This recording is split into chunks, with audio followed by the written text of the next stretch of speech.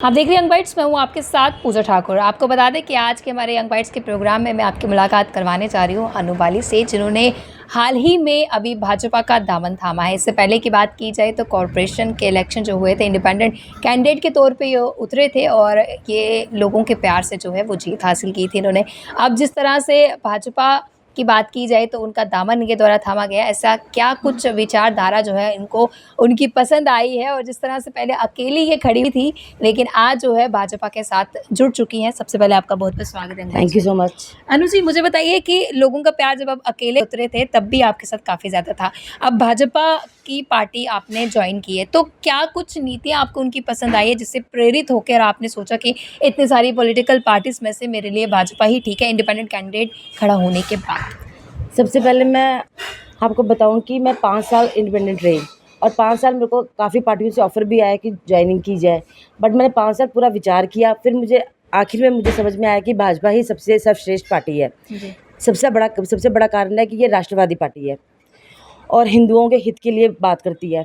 और जो अभी भाजपा ने अपना मैनिफेस्टो लॉन्च किया है, उससे मुझे बड़ा अच्छा लगा कि मैनिफेस्टो में जो हमारा सबसे बड़ा बर्निंग इशू था यहाँ पे विधवाओं की पेंशन का, window pension, old age pension, उसमें उन्होंने कहा है कि हम उसमें सबसे पहले काम उसी के ऊपर करेंगे और 1000 से बढ़ाकर 3000 पेंशन की जाएगी। जी, तो ये बंद जिस तरह से पेंशन हुई है और इसके लिए जो अलग-अलग पॉलिटिकल पार्टीज़ है, जो विपक्ष है, वो उस पे तंज कसते हैं। उसका कहना है कि हमारे टाइम पे ये चीज़ें थी लेकिन अब आपकी सरकार ने बंद कर दी है, लेकिन अभी राष्ट्रपति जिस तरह से शासन है, तो किस तरह से आप इसे? एक्चुअली जो ये बर्निंग इशू था पेंशन का, इसमें ये था कि जो जिन लोगों को ज़रूरत नहीं थी वो उन्हें भी पेंशन दी जा रही थी। और इसमें जिस टाइम हमारे प्रधानमंत्री जी ने अभी आधार कार्ड से बैंक की कॉपीज़ वगैरह लिंक की हैं और हर एक चीज़ से आधार कार्ड से लिंक है। अब हमें साफ तौर पे पता चलेगा किस व्यक्ति को ज़रूरत है, किस व्यक्ति को नहीं है ज़रूरत। अब जिस तरह प्रधानमंत्री जी ने कहा है कि जिस घर में नौकरी लगी हुई है, जिस घर में मतलब कोई खाने पीने की व्यवस्था सब कुछ अच्छी तरह है, जिनका रहन-सहन सतर अच्छा है, तो उन्हें ज़रूरत नहीं है पेंशन की। पेंशन की ज़रूरत उन लोगों को है जिनके बच्चे नहीं हैं, जिनको सोर्स ऑफ इनकम बिल्कुल नहीं है, उन्हें ज़रूरत है।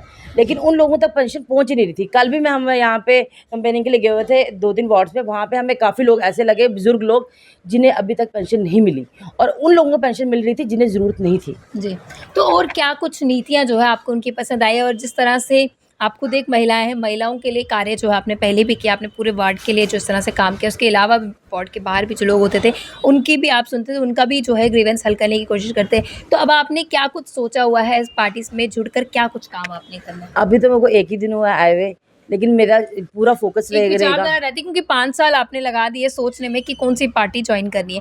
तो ऐसे में अगर आप आए हैं तो कुछ तो आपने सोचा होगा कि ये चीज़ें मैं करूँगी, ये बदलाव। नहीं, अब जब मैं पार्टी के साथ जुड़ी हूँ, जो देखूँगी पार्टी की नीतियाँ और कैसी हैं, उनके समक्ष रखूँगी, अपने विचार भी रखूँगी कि मैं ये करना चाहती हूँ। और सबसे बड़ी बात है कि जब हम 5 साल मैंने जो काम किया, बिल्कुल अपनी मेहनत से, अपने की ईमानदारी से अपना मैंने काम किया। और सबसे बड़ी बात ये रही कि जो मेरी वार्ड के लोगों ने जितना वार्ड मुझे इंडिपेंडेंट होके दिया, उतना ही प्यार मुझे भाजपा ज्वाइन करने पर भी दिया। मेरे वार्ड के लोगों ने इतना मुझे प्यार दिया कि आपने भाजपा ज्वाइन की। जी। तो उसके लिए मुझे बड़ा अच्छा लगा कि लोग खुश है कि मैंने अच्छी पार्टी का दामन थामा है। तो जो मैनिफेस्टो लॉन्च किया गया उसमें महिलाओं के लिए भी काफ़ी ज़्यादा चीज़ें जो है रखी गई, जिस तरह से सालाना 18,000 रुपये या और भी कुछ है, तो और क्या कुछ आपको लगा कि ये चीज़ें इंक्लूडेड होनी चाहिए थी जो हो चुकी है? अब जिस तरह पेंशन का इशू मैंने बताया आपको, दूसरा महिलाओं के लिए सालाना 18,000 रुपये, और उसके बाद जो हमारे युवा हैं उनके लिए 5 लाख नौकरियाँ हैं, और भी काफ़ी चीज़ें वो और भी करेंगे। जैसे पहले भी ये था कि हमने महिलाओं के लिए श्रम कार्ड वगैरह बनवाए। फिर उसके बाद हमने जो कॉर्पोरेशन में सिलाई मशीनें भी कुछ अभी तक कई लोगों को पहुंची नहीं, क्योंकि उनको टेलरिंग का कोर्स करवाया गया, कि उनको ये ब्यूटी पार्लर का कोर्स करवाया गया। ये सब तो हमने कॉर्पोरेशन में ही करवाया। महिलाओं के लिए काफ़ी उनको सक्षम बनाने के लिए काफ़ी कोशिशें की गई हैं। कई सारी स्कीम्स जो है वो गवर्नमेंट द्वारा लाई जाती है, लेकिन कहीं न कहीं कई सारे ऐसे वर्ग होते हैं जिन तक वो पहुँच नहीं पाती, तो उसको लेकर क्या कुछ आपके द्वारा कदम उठाए जाएँगे या उठाए गए हैं? ये अभी मैंने अभी बताया कि अभी एक ही दिन हुआ है कि हम कोशिश करेंगे कि हम पार्टी के समक्ष ये बातें रखें कि जो निम्न वर्ग है यहाँ तक ये स्कीमें नहीं पहुँच पाती। ये मैंने आगे भी कहा है कि जो हमारी ऊपर से स्कीम्स आती हैं, मैंने आगे भी 5 साल मैंने मोदी जी के सारे बोलने वाली कि कॉर्पोरेशन में जिस तरह से आप थे, आप ये चीजें ऑलरेडी करते थे। यही मैं चीज़ें मैं बोल रही हूँ अभी भी। हम पहले भी कहते थे मोदी जी ऊपर से भेजते हैं सारी स्कीम, नीचे कई लोगों तक पहुँच ही नहीं पाती। अब हमारी ये पार्टी में यही रहेगा कि हम लोग, ये जो निम्न वर्ग के लोग हैं यहाँ तक स्कीम्स कैसे पहुँचे। जैसे कि मैंने बताया कि अभी मैंने देखा कि जिन लोगों को पेंशन की ज़रूरत है उन्हें पेंशन पहुंची ही नहीं उन लोगों तक। तो हमारी कोशिश रहेगी, पहले उन लोगों हम लोगों ने नाम वगैरह भी नोट किए कि उन लोगों तक पेंशनें पहुंचे अब। जी, तो भाजपा से जितने भी प्रत्याशी जो है वो उतर रहे हैं, उनको किस तरह से आप सपोर्ट करते हैं? और जिस तरह से आपके एरिया की बात की जाए तो किस तरह से आगे बढ़ रहे हैं आप? हमारे जो प्रत्याशी हैं अरविंद भाई, ये मुझे लग रहा है कि हाईएस्ट वोटों से जीतेंगे और इनका काम भी अच्छा रहेगा। इन्होंने वादा किया है कि मैं अपनी कॉन्स्टिट्यूंसी को बेस्ट कॉन्स्टिट्यूंसी बनाऊंगा और ये अपने दिन सुबह 6 बजे से लेकर रात के 12 बजे तक ये पूरी कॉन्स्टिट्यूंसी में घूमते भी हैं। और जहाँ भी लोगों की कोई कंप्लेंट्स होती हैं, जो पिछले 7 साल से कोई भी हमारे यहाँ विधायक नहीं था, तो वो भी नोट डाउन भी कर रहे हैं। हम भी जहाँ जा रहे हैं, हमने कहा कि अगर उन तक नहीं पहुँचा सकते, हम तक पहुँचाओ। हम भी अपनी कॉपी एक रखी हुई है साथ, हमने हम वही कंप्लेंट्स लिख रहे हैं। जहाँ जहाँ ज़रूरत है, बहुत ज़रूरत है, वो हम कोशिश करेंगे कि एक 2 महीने, हम बोलते 5-6 महीने तो उनको समझते हुए लगेंगे कि उसके बाद सारी कंप्लेंट्स लोगों की दूर की जाएंगी। 10 सालों के बाद जिस तरह से ये चुनाव हो रहे, क्या लगता है कितना ज़्यादा ज़रूरी था और किन-किन मूलभूत सुविधा की ज़रूरत हमको है जो फुलफ़िल होंगी अब? सबसे पहले जो हमारा, मैंने आगे भी इशू उठाया था, ये अब जब जो कॉर्पोरेशन थे स्ट्रीट लाइट्स का, और स्ट्रीट लाइट्स का इशू ये अब हमेशा रहेगा। ESL वगैरह आए, इतनी हम लोग अभी अपनी वार्ड में जैसे हम काम करवा रहे हैं कि हम अपना इलेक्ट्रिशियन बुलाते हैं तभी हम काम करवाते हैं।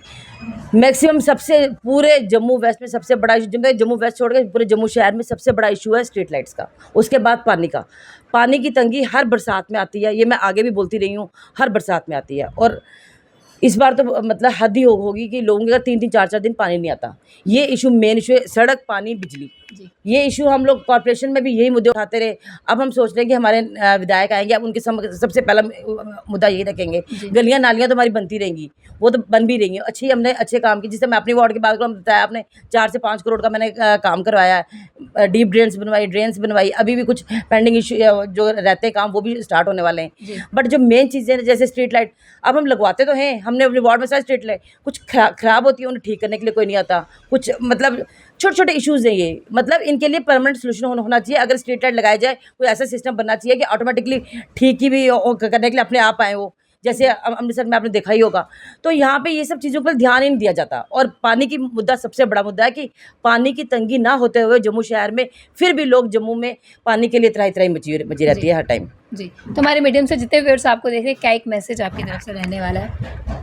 सबसे पहले मैं आपका धन्यवाद करती हूँ और अपने वार्ड के वासियों का, जिन्होंने मुझे इंडिपेंडेंट होकर भी प्यार दिया। अब मैं चाहूँगी कि मेरे वार्ड के लोग मुझे भाजपा में भी उतना ही प्यार दें जितना मुझे उनने इंडिपेंडेंट में दिया प्यार। Thank you so much. जी, बहुत धन्यवाद हमारे साथ जुड़ने के लिए। तो आज के हमारे प्रोग्राम में हमारे साथ अनु बाली जी जुड़े थे, जिन्होंने हाल ही में भाजपा का दामन थामा है और उनकी विचारधारा से प्रेरित हुए हैं। और इनका कहना है कि जिस तरह से मैनिफेस्टो जो आया हो, उससे काफ़ी ज़्यादा लोगों को फ़ायदा होगा। आने वाला वक्त बताएगा कि कौन सी पार्टी जो है वो जीत हासिल करती है। फिलहाल के लिए आप देखते रहे यंग बाइट्स। फिर जर्नलिस्ट अमन शर्मा के साथ मैं पूजा ठाकुर, यंग बाइट्स जम्मू।